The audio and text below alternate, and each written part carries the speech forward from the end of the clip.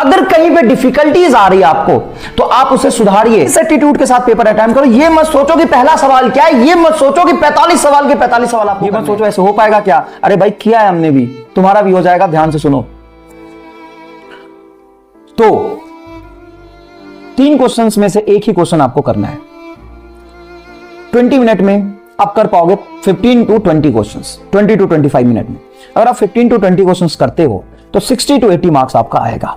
60 to 80 marks अगर आपका आता है तो टोटल बायोलॉजी, केमिस्ट्री और फिजिक्स मिला के आप अटेम्प्ट कर चुके होगे ऑलमोस्ट 500 मार्क्स का, जिसमें 480 to 500 rough data upon assume करते हैं, ऑलमोस्ट 500। टाइम कितना लिया आपने उधर 40 एंड 25 मान लेता हूं मैं, तो 50 एंड 40 90 मिनट्स, 90 मिनट्स 1.5 घंटे में आपने 500 नंबर का क्वेश्चंस अटेम्प्ट कर चुके हैं। बताओ 1.5 घंटे में, क्यों? क्योंकि तुमने सिर्फ आसान से सवाल छाट के किए। अब सुनो, इससे फायदा क्या होगा, तुम्हें पता चल गया कि केमिस्ट्री मुश्किल है या फिजिक्स मुश्किल है, तुम पूरे बायोलॉजी, केमिस्ट्री और फिजिक्स से गो थ्रू हो गए, कंप्लीट तुम्हें आइडिया लग गया, पहली बात। दूसरा, तुमने आसान सवाल सारे पेपर के कर लिए। सब्जेक्ट कंप्लीट करना गोल नहीं होता है, आसान सवाल को पहले सॉल्व करना गोल होता है, जो तुमने कर लिया। तुम्हारे निगेटिव मार्किंग नहीं होगा, क्यों? क्योंकि तुमने पहले हाफ में आसान सवाल किए हैं, जिस समय प्रेशर नहीं होता है। बच्चा पता है क्या करता है, मुश्किल सवाल पहले टाइम करता है, टाइम खराब करता है, लास्ट में आके समय कम बचता है, उस समय आसान सवाल गलत होता है उससे। तुम्हें क्या करना है, तुमने पहले 1.5 घंटे में अटेम्प्ट किया इजी क्वेश्चन, इसकी वजह से वो सवाल गलत नहीं होंगे, सिली मिस्टेक से बचोगे, निगेटिव मार्किंग में नहीं जाएगा। और तुम्हें यह भी पता चल गया कि फिजिक्स मुश्किल है या केमिस्ट्री मुश्किल है। अगर फिजिक्स ज्यादा मुश्किल है तो केमिस्ट्री पहले अटेम्प्ट कर लो। अब क्लियर है? अब 1.5 घंटा टाइम तुम्हारे पास बचा है। स्टेप नंबर 2, ध्यान से सुनना, कभी भी OMR फिल करने का जो टाइम होता है उसको लास्ट में मत रखो, अभी करो। अरे भाई 500 नंबर का सवाल तूने सॉल्व कर लिया है, अभी OMR फिल करो ना। 10 मिनट लगेगा मैक्सिमम OMR फिल करने में। OMR फिल करो फटाफट, रिव्यू लेते जाओ। अगर किसी क्वेश्चन में तुम्हें डाउट था, 10 से 15 मिनट लगेगा, OMR फिल हो गया। 1 hour 45 मिनट आप कंप्लीट स्पेंड कर चुके हैं। अब लास्ट गेम बचता है 1 hour 15 मिनट का, ठीक है? 500 नंबर का पेपर तुम्हारा हो गया है, 1 hour 15 मिनट अभी भी तुम्हारे हाथ में है। अब तुम्हें पता है, क्योंकि तुम इस चीज को अगर n number of times practice करके जाओगे तो फाइनल एग्जाम में तुम्हें पता होगा कि यार बायोलॉजी में जो मैंने क्वेश्चन छोड़े हैं वो मेरे से हो सकता है, या केमिस्ट्री वाले क्वेश्चन छोड़े वो मेरे से हो सकता है, या फिजिक्स में जो क्वेश्चन छोड़े वो मेरे से हो सकता है। अगर तुम्हें केमिस्ट्री लगता है तो केमिस्ट्री में जाओ। अब जो मर्जी चाहे वहां से सवाल अटेम्प्ट करो। तुमने जो फिजिकल के सवाल छोड़े थे, जो तुम्हें लग रहा था, जो मर्जी, मतलब ये मत अटेम्प्ट करना, ईगो अटेम्प्ट कभी भी मत करना, ईगो को बीच में मत लाना। एक सवाल जो फिजिक्स में मुश्किल है उसको सॉल्व करके 10 मिनट में 4 नंबर ही मिलेंगे, और जो सवाल आसान है उसको भी सॉल्व करके 4 नंबर ही मिलेंगे। तो एटीट्यूड सिलेक्शन का रखो, ईगो का नहीं रखो। अब केमिस्ट्री में जाओ, जो आसान सवाल है पहले उसको अटेम्प्ट कर लिया था आपने। अब जो आसान सवाल है और जो आपको आता है लेकिन कैलकुलेशन थोड़ा सा लेंदी है, आपको आता है और कैलकुलेशन आसान है वो आपने कर लिया। कैलकुलेशन लेंदी है और आपको आता है वो अटेम्प्ट करो, जो आपको आता नहीं उसको अभी भी छोड़ दो।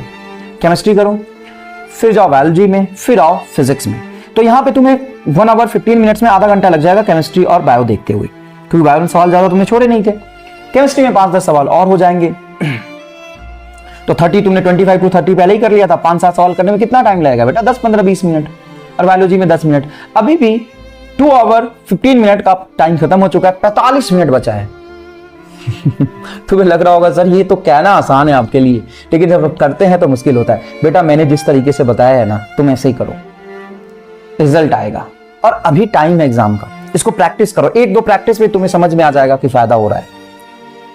45 मिनट टाइम है आपके पास। अब करो फिजिक्स, करो अटेम्प्ट वो सवाल जो तुम्हें सच में थोड़ा सा कैलकुलेशन लेंदी लग रहा था, दिमाग लगाने वाली बात थी, उसको करो।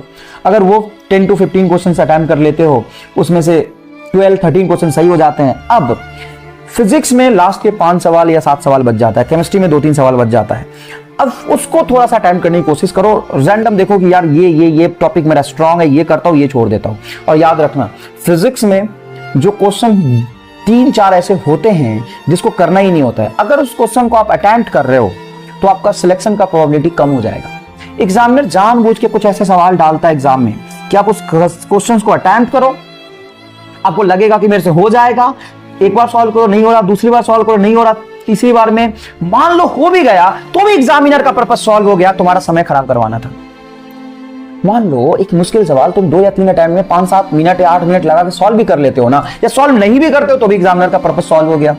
कोई फायदा नहीं हुआ बेटा, उसको सॉल्व करना और नहीं करना बात बराबर है। सॉल्व कर भी लोगे तो 8 मिनट में एक सवाल सॉल्व करके 4 नंबर लाके क्या करोगे भाई? सॉल्व नहीं भी करते हो तो भी तुम्हारा टाइम खराब हो गया। तो ये बात है मेन, जो ये काम अगर तुम पहले कर दोगे ना तो प्रेशर में आ जाओगे। बात समझ रहे हो? ये काम अगर तुम पहले हाथ में कर दोगे, दूसरे हाथ में करोगे तो प्रेशर में आ जाओगे। ये काम लास्ट में अगर करोगे ना तो तुमसे नहीं भी होता है ना तो तुम्हें मलाल नहीं होगा कि यार मेरा आसान सवाल छूट गया, क्योंकि आसान सवाल आप पहले ही कर चुके हो। ठीक है ना? तो लास्ट के 45 मिनट में रिस्क लो, रैंकिंग मोड में खेलो। पहले 1 घंटे में एकदम डिफेंसिव मोड में खेल रहे थे आप, सिर्फ सवाल को छोड़ते जाओ। जैसे बैट्समैन होता है ना, अगर बॉल बहुत फास्ट आ रहा है तो एकदम छोड़ता जाता है वो, क्योंकि पहले अगर वो विकेट गवा देगा, पहले वो तुम टाइम खराब कर दोगे तो लास्ट में रिस्क कैसे लोगे? तो पहले टाइम कंज्यूम करो, सब्जेक्ट कंप्लीट मत करो। किसको कंप्लीट करो? आसान क्वेश्चन को कंप्लीट करो। लास्ट में जाके रिस्क लो। अगर रिस्क में तुम सक्सेसफुल होते हो तो फायदा है, अगर तुम फेल भी हो जाते हो तो तुमने अपने आप को पहले ही सेव कर लिया है। राइट? तो ये था मेरा बेसिक फंडामेंटल सा प्लान। ठीक है बेटा, अब जो मैंने आपको स्ट्रेटजी और प्लान बताया है उसको आप n नंबर ऑफ टाइम्स पहले प्रैक्टिस करेंगे। अगर कहीं पे डिफिकल्टीज आ रही है आपको तो आप उसे सुधारिए, मेरे से बात करिए, मेरे से पूछिए कि इसको कैसे ठीक करें। आप उसको ठीक करिए और फाइनल एग्जाम के लिए अपने आप को तैयार कीजिए। अगर आप डायरेक्ट फाइनल एग्जाम में एग्जीक्यूट करोगे तो बहुत दिक्कत आ जाएगा। उसको पहले n number of times practice करो। ठीक है? आपको फायदा होगा। ठीक है? अब समय आ गया विदा लेने का। धन्यवाद।